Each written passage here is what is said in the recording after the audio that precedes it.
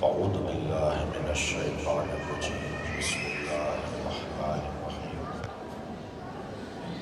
الحمد للہ الذی لا یبلغ تحتہ القائلون ولا يحصي نعماءه العادون ولا يعدي حقه المجتهدون الذي ليس لصفته حد محدود ولا نعت موجود ولا وقت معدود ولا أجل ممدود فطر الخلائق بقدرته ونشر الرياح برحمته الصلاة والسلام على الرسول المسدد المصطفى الأمجد المحمود الأحمد سيدنا ومولانا ومولى الكونين جد الحسن والحسين وعاني أبا القاسم محمد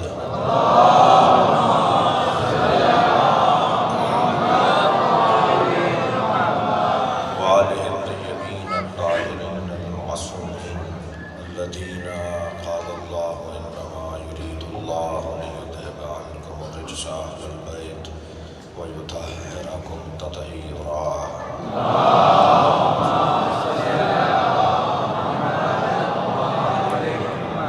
ولعنة الله على أعدائهم أجمعين من يوم عداوتهم إلى قيام يوم الدين أما بعد قال الحكيم في قرآن الكريم بسم الله الرحمن الرحيم ذلك الذي يبشر الله عباده الذين آمنوا وعملوا الصالحات قل لا أسألكم عليه أجرا إلا المودة في القربى ومن يقترف حسنة نزد له فيها حسنة إن الله غفور شكور صلوات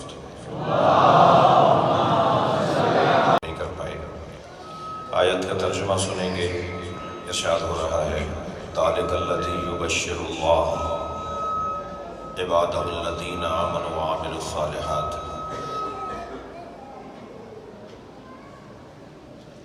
ذَلِكَ الَّذِي يُبَشِّرُ اللَّهُ عِبَادَهُ الَّذِينَ آمَنُوا وَعَمِلُوا الصَّالِحَاتِ یہ وہی عظیم بشارت ہے جو اللہ نے اپنے ان بندوں کو عطا کی ہے جو صاحبان ایمان بھی ہیں اور صاحبان کردار بھی ہیں۔ یعنی اللہ مومنوں کو اور باکرداروں کو بشارت دینا چاہتا ہے۔ بشارت اللہ کی ہے مگر پہنچائیں گے مصطفیٰ۔ رزق اللہ کا ہے ملتا علی کے ذریعے ہے، علم اللہ کا ہے ملتا ان کے ذریعے ہے، جی قدرت اللہ کی ہے ظاہر ان کے ذریعے ہوتی ہے۔ ما قلعت باب خیبر بقوت جسمانیہ، میں نے باب خیبر کو قوت جسمانیہ سے نہیں اکھاڑا بلکہ میں نے مولا علی فرما رہے ہیں میں نے باب خیبر کو قوت رحمانیہ سے اکھاڑا ہے۔ قوت قدرت اللہ کی ہے مگر جس سے ظاہر ہوتی ہے اسے حیدر کہتے ہیں۔ صلوات پڑھ لیں محمد وآلہ۔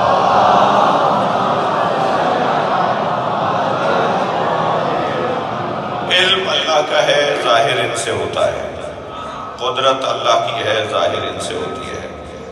المتجلی لخلقہ بخلقہ، یہ وہ ہستیاں ہیں کہ جن کے لیے یہ جملہ آیا ہے، یہ فقرہ معصوم کی زبان پہ آیا ہے کہ اللہ مخلوق پر مخلوق کے ذریعے تجلی کرتا ہے۔ اللہ اپنا جلوہ دکھاتا ہے مخلوق کے اوپر۔ وہ کون سی مخلوق ہے جس پہ جلوہ دکھاتا ہے؟ وہ ہمیں۔ وہ کس مخلوق کے ذریعے سے جلوہ دکھاتا ہے؟ وہ مولا علی، وہ جناب زہرا ہے، وہ نبی مکرم سب سے پہلے اور پھر تمام ائمہ اہل بیت ہیں۔ تو یہ اللہ کی چیزیں ہیں جو ان کے ذریعے سے ظاہر ہوتی ہیں۔ یہ واسطہ فیض ہے، یعنی رحمت اللہ کی ہے آتی ان کے ذریعے سے ہے، جی علم اللہ کا ہے آتا ان کے ذریعے سے ہے۔ اس آیہ کریمہ میں بشارت اللہ کی ہے مگر اللہ کہہ رہا ہے قل، اے میرے حبیب آپ کہہ دیجئے۔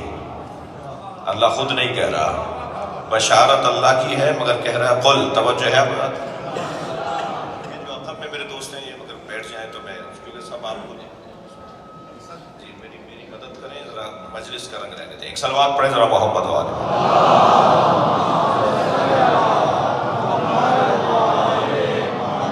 ایک اور بلند صلوات۔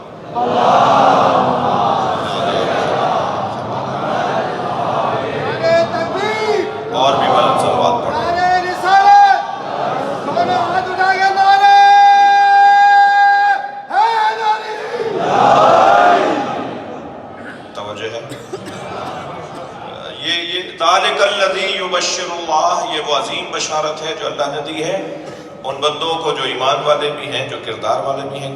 کیا بشارت ہے؟ کون دے گا؟ قل، اے میرے حبیب آپ پہنچا دیجئے، یعنی اللہ کی بشارت نبی کے ذریعے سے۔ تو اب ایک جملہ اور ہدیہ کر دوں یہیں پر کہ رحمت اللہ کی ہے جو آتی ہے نبی کے ذریعے، بشارت اللہ کی ہے جو پہنچے گی نبی کے ذریعے، اور لعنت بھی اللہ کی ہوتی ہے جو مباہلے میں ان کے ذریعے پہنچتے ہیں۔ نبتہل فنجعل لعنت اللہ علی الکاذبین، اور پھر ہم مباہلہ کریں گے اور اللہ کی لعنت قرار دیں گے جھوٹوں پر۔ تو یہ ساری چیزیں اللہ کی طرف سے آتی ہیں اور ان کے ذریعے سے آتی ہیں۔ تو ہم اگر اللہ ساری چیزیں ان کے ذریعے سے بھیجتا ہو تو یہ تو امت ماننے کو تیار ہے، یعنی وہاں سے یہاں کا تعلق تو مان لیتے ہو، مگر جب یہاں سے وہاں کا تعلق بنتا ہے تو کہتے ہیں اللہ کافی ہے، ہمیں کسی وسیلے کی ضرورت نہیں ہے، ہمیں کسی اور کی ضرورت نہیں ہے، ہمارے لیے اللہ ہی کافی ہے۔ ہاں، اللہ کافی ہے کی آیت قرآن میں ہے، الیس اللہ بکاف عبدہ، اے میرے بندے کیا اللہ تیرے لیے کافی نہیں ہے؟ تو یہ جو اللہ ہی کافی ہے یہ بہت اچھا جملہ ہے، صحیح جملہ ہے اور بجا جملہ ہے، مگر اس کو بولنے والے کا ہمیں چہرہ دیکھنا ہوگا، یہ بول کون رہا ہے، یہ کس کے معیار کا جملہ ہے۔ قرار دیا ہے امت کی بخشش، کون بخشوائے گا؟ امت مصطفیٰ کو کون جنت میں لے جائے گا؟ سیدہ کا مہر ہے امت مصطفیٰ کی بخشش، اور مہر دیتا ہے شوہر۔ اب ان لوگوں سے میں کیا کہوں جنہیں یا علی مدد کہنا گوارا نہیں ہے، جنت علی سے چاہتے ہیں۔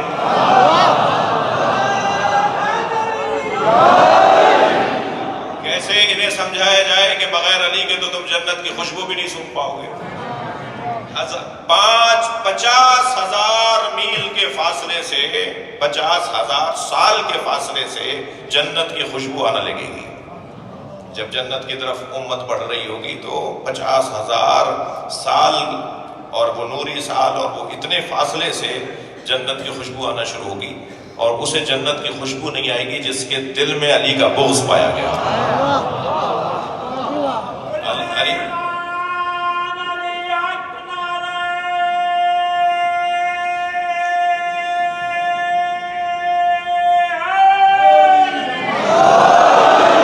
جنت کے 8 دروازوں پر علی ولی اللہ تک کلمہ لکھا ہوا ہے، لا الہ الا اللہ محمد الرسول اللہ علی ولی اللہ۔ جنت کی کنڈی بجتی ہے تو علی علی کی آواز آتی ہے، ان لباب الجنہ حلقۃ من یاقوتۃ حمراء۔ جب جنت کے دروازے پہ کنڈی، اور وہ کنڈی کہاں جا کے رکھتی ہے؟ علی صفاح الذھب، سونے کی تختی پہ جا کے رکھتی ہے۔ وہ جنت کی کنڈی سونے کی تختی پہ جا کے لگتی ہے۔ اذا دقت الحلقہ تنت وقالت یا علی یا علی یا علی، جب بجنے لگتی ہے نا تو یا علی یا علی کی آوازیں آتی ہیں۔ تو جنت کے دروازے پر بھی مولا علی کی یعنی ہوا چلتی ہے، جنت کی کنڈی بجتی ہے تو علی علی کی آوازیں آتی ہیں۔ جی، علی علی کی آوازیں آتی ہیں۔ میں ایک جملہ یہی کہہ دوں کہ جنہیں دنیا میں علی علی کی آوازیں پسند نہیں ہیں، وہ جنت پہ علی علی کی آوازیں برداشت کیسے کریں گے؟ اچھا، میں اپنے استاد آیت اللہ جوادی عملی کا قصہ سنا رہا ہوں۔ وہ فرمانے لگے کہ میں نے اپنے استاد علامہ محمد حسین طباطبائی سے پوچھا کہ استاد جنت کے دروازے پہ علی علی کی صداؤں کا فلسفہ کیا ہے؟ جی، علی علی کی آوازیں کیوں آئیں گی جنت کے دروازے پہ؟ تو وہ مسکرائے اور فرمانے لگے جس کے گھر جاؤ گے اسی کا نام تو پکارو گے۔ اللہ خالق جنت ہے، قسیم جنت علی، یہ جنت علی مولا کے ہاتھ میں ہے۔ تو اب جناب زہرا نے بخشش کا عنوان مولا کائنات کے ہاتھ میں دے دیا۔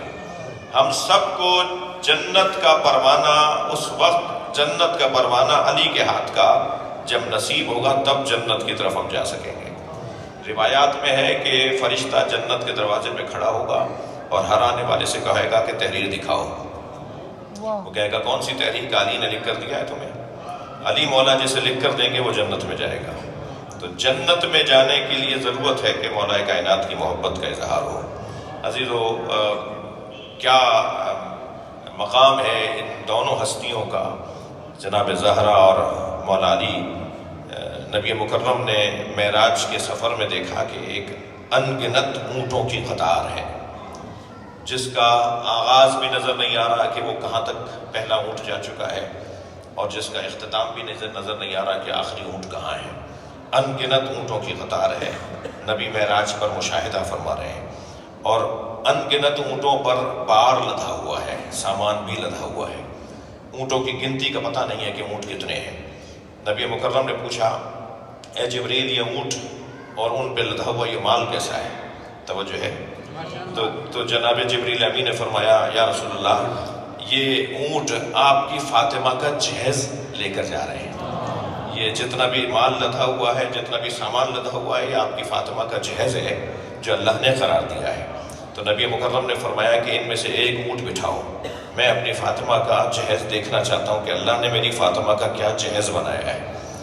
جی آپ باپ اور ہم زیادہ سے زیادہ طے کرتے ہیں نا کہ اپنی بچی کو کچھ نہ کچھ دے دیں، لیکن اللہ نبی کی بیٹی کو جو جہیز دے رہا ہے، مولا نبی نے ایک اونٹ بٹھوایا، اس کو جب کھلوایا تو اس میں سے 1000 کتابیں نکلیں، اور ہر کتاب میں علی کی 1000 فضیلتیں لکھی ہوئی۔ کہ یا رسول اللہ، اللہ نے آپ کی فاطمہ کا جہیز علی کے فضائل کو قرار دیا ہے۔ صلوات پڑھ لیں محمد و آل محمد۔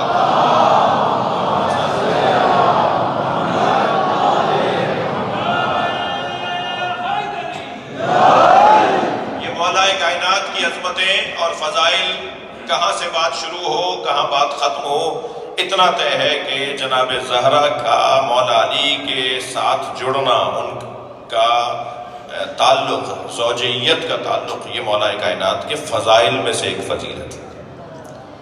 لولا علی لما کان لفاطمۃ کف علی وجہ الارض، اگر علی نہ ہوتے تو فاطمہ کا کوئی شوہر نہ ہوتا، یعنی جناب مریم کا کوئی ہم پلہ نہیں تھا نا، تو جناب مریم کی شادی نہیں ہوئی۔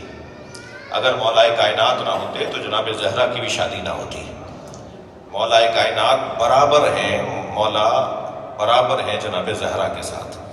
دنیا کا کوئی جوڑا برابری کی بنیاد پہ نہیں بنتا بھائی، ہم بول دیتے ہیں دل رکھنے کو کہ ایک جیسے ہیں، توجہ ہے، مگر کوئی کسی کے برابر نہیں ہوتا، حتیٰ کسی نبی کی زوجہ ان کے برابر نہیں تھی۔ ہمارے نبی کی تمام زوجائیں، خاص طور پہ جناب خدیجۃ الکبریٰ سلام اللہ علیہا، اتنا بڑا مقام رکھتی ہیں مگر نبی کے برابر نہیں ہے۔ تو پھر کون سا جوڑا ہے جو برابری کی بنیاد پہ بنا ہے؟ کائنات میں بس ایک ہی جوڑا ہے جو برابری کی بنیاد پہ بنا ہے، اور وہ ہے علی و بطول کا جوڑا۔ ہر اعتبار سے دونوں برابر ہیں، علم میں دونوں ایک جیسے ہیں، تقوی میں دونوں ایک جیسے ہیں، شجاعت میں دونوں ایک جیسے ہیں، سخاوت میں دونوں ایک جیسے ہیں، جی ہر اعتبار سے دونوں کی طہارت میں دونوں ایک جیسے ہیں۔ عزیزو، سمجھ میں جو نہ آئے اسے فاطمہ کہا جاتا ہے، جسے سمجھ نہ پائے اسے فاطمہ کہا جاتا ہے۔ نہیں ہو سکتا کہ کسی بی بی کے بچے کی آمد ہو، کسی بی بی کی گود میں، کسی خاتون کی گود میں کسی بچے کی آمد ہو اور وہ بی بی فوراً نماز پڑھے۔ جو بچے کی آمد کے فوراً بعد نماز پڑھے اسے بطول عذرا فاطمہ کہا جاتا ہے۔ امام حسن دنیا میں تشریف لائے، کچھ ہی دیر کے بعد نماز ظہر جناب زہرا نے پڑھی۔ یہ طہارت اور بطل ہونے اور بطول ہونے کی دلیل ہے، جس کے ہاں ایک لمحے، ایک دھاگے اور ایک سوئی کی نوک کے برابر بھی نجاست کا گزر نہ ہو، اسی کو بطول کہا جاتا ہے۔ کیسے سمجھیں گے؟ جو سمجھ میں آ جائے وہ فاطمہ نہیں ہے۔ فطمت ان معرفتہا، نبی سے پوچھا گیا آپ کی فاطمہ کا نام فاطمہ کیوں رکھا ہے؟ تو فرمایا فاطمہ کی معرفت سے لوگوں کو دور کر دیا گیا ہے، کوئی فاطمہ کو پہچان نہیں سکتا۔ جب فاطمہ بی بی کو کوئی فضائل میں نہیں پہچان سکتا تو مصائب میں بھی نہیں پہچان سکتا۔ مجہولۃ قدرہا ومجہولۃ قبرہا، یہ بی بی وہ بی بی ہے جن کی قبر بھی مجہولہ ہے، جن کی قدر بھی مجہولہ ہے، جن کے فضائل بھی ہمیں نہیں معلوم کہ کیا کیا ہیں، اور جن کی قبر کا بھی ہمیں نہیں پتہ۔ مدینے میں چلے جاؤ، یا جنت البقیع میں سلام کر لو، یا محراب اور ممبر کے درمیان سلام کر لو، یا کھڑے ہو کے نبی کے حجرے کے، بی بی کے حجرے کے سامنے جہاں نبی دفن ہے، جہاں نبی کا مزار ہے، جہاں زری ہے، جالی ہے نبی کی، وہاں کھڑے ہو کے سلام کر لو۔ بی بی کی قبر کا پتہ نہیں ہے، مخفی رکھا ہے، چھپایا ہے قبر زہرا کو۔ میں جنت البقیع میں قبر حضرت ام البنین مادر عباس علیہ السلام کی قبر پہ کھڑا تھا، زیارت کر رہا تھا بی بی کی، کہ جنت البقیع کے مرکزی دروازے سے لبنانی حاجیوں کا قافلہ داخل ہوا جو ایک نوحہ پڑھتے ہوئے آ رہے تھے، اے مادر عباس ہمیں تمہاری قبر تو مل گئی، مگر ہمیں حسین کی ماں کی قبر بتا دو۔ یہ جو حکمت ہے، یہ جو حکمت ہے کہ کیوں بی بی کی قبر کو مخفی رکھا ہے، تاکہ سیدہ کا چاہنے والا معرفت کے میدان میں ہمیشہ اس بی بی کو ڈھونڈتا رہے، ڈھونڈے کہ کہاں ہے۔ بی بی کی قبر ہمارے سینے میں ہے، بی بی کی قبر ہمارے دل و دماغ میں ہے، بی بی کی قبر امام زمانہ آ کے بتائیں گے، جب اپنی جدہ جناب زہرا کی قبر پہ کھڑے ہو کے سلام کریں گے نا، تب امت کو پتہ چلے گا کہ جناب زہرا کہاں دفن ہے۔ ایام فاطمیہ، آج کی مجلس کا عنوان بھی جناب زہرا کے مصائب کا بیان ہے، جگہ بھی اللہ نے ہمیں ایسی دے دی ہے۔ میرے بھائی جناب موسیٰ رضا، ان کے رفقا، پوری ٹیم دعاؤں کے لیے مستحق ہے کہ ہمیں اس نئے تعمیر شدہ ہال میں یہ موقع نصیب ہو رہا ہے۔ ہم جب یہاں سے واپس ہوں گے نا تو روتے ہوئے مولا علی کی زریح پہ جائیں گے۔ مجھے نہیں معلوم کہ میں کتنا اچھا بیان کر پاؤں گا، لیکن میرے بعد نوحہ بھی پڑھا جائے گا، آنکھوں میں آنسو ہوں، سینے پہ ہاتھ ہو، اس کیفیت میں زریح سے جا کے لپٹیے گا اور کہیے گا مولا ہم آپ کو آپ کی زوجہ کا پرسہ دینے آئے ہیں۔ مولا مدینے میں تو نہ آپ کو رونے دیا گیا، نہ مدینے میں آپ کے بچوں کو رونے دیا گیا، نہ مدینہ منورہ میں خود زہرا کو رونے دیا گیا۔ عجیب بات نہیں ہے کہ آگے کہیں کہ فاطمہ سے کہیں یا رات کو رویا گیا یا دن میں رویا کریں، اور مولا کائنات آ کے کہیں اے فاطمہ لوگ کہتے ہیں یا رات میں رویا کرو یا دن میں رویا کرو۔ پھر میری مولا نے شہر کے باہر ایک گھر بنوا دیا، بی بی حسن و حسین کا ہاتھ پکڑ کے بیت الاحزان کے اندر مدینے کے باہر ایک حجرے میں جا کر اپنے بابا پہ گریا کیا کرتی تھی۔ سنیں کہ دشمنوں نے وہ گھر بھی گرا دیا۔ جناب زہرا کی وطن میں تنہائی دیکھیے کہ اپنے ہی گھر میں سیدہ تنہا نظر آ رہی ہے۔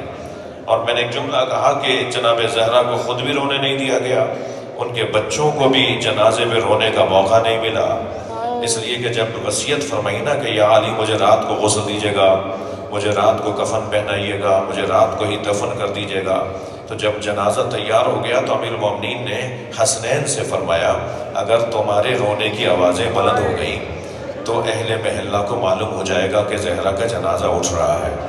میں نے ایک عارف باللہ عالم دین سے حرم حضرت معصومہ قم میں یہ مصائب سنے تھے۔ آیت اللہ فاطمیہ فرماتے ہیں جب سیدہ کا جنازہ تیار ہوا تو حسنین دانتوں میں آستینوں کو دبا کے رو رہے تھے۔